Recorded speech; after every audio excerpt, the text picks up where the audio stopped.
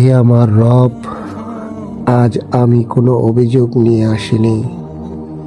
আজ আমি শুধু নিজেকেই নিয়ে এসেছি, ভাঙা, লজ্জিত, ক্লান্ত এক বান্দা হয়ে।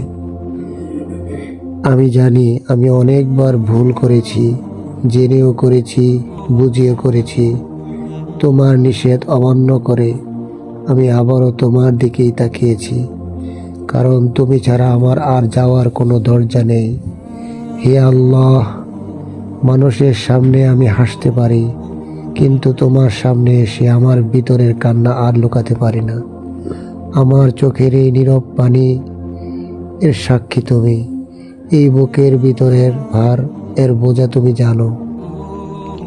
আমি হয়তো সেজদায় কাঁদিনি, হয়তো অনেক নামাজে মনোযোগ হারিয়েছি, হয়তো দুনিয়ার মোহ আমাকে অন্ধ করেছে, কিন্তু বিশ্বাস করো, আমি তোমাকে ভুলে যাইনি।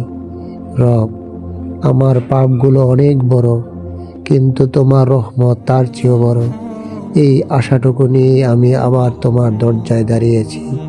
হে পরওয়ারদিগার, আমার কিছু কষ্ট আছে যা কাউকে বলতে পারিনি, কিছু আঘাত আছে যা হাসির আড়ালে লুকিয়েছি, কিছু ব্যথা আছে যা শুধু তুমি জানো।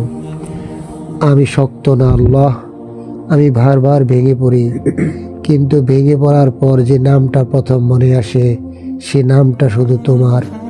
রব, যদি আমার কোনো আমল তোমার সন্তুষ্টির যোগ্য না হয়, যদি আমার জীবনটা তোমার পছন্দের মতো না হয়, তাহলে আমাকে ঠিক করে দাও। আমাকে শাস্তি দিয়ে নয়, আমাকে ভালোবেসে বদলে দাও। আমি জানি আমি ক্ষমার যোগ্য নই, তবু তুমি তো ক্ষমাশীল। আজ আমি চুপচাপ দাঁড়িয়ে আছি তোমার সামনে, কোনো দাবি নেই, কোনো প্রশ্ন নেই, শুধু একটাই প্রার্থনা, হে আল্লাহ, আমাকে ছেড়ে দিও না।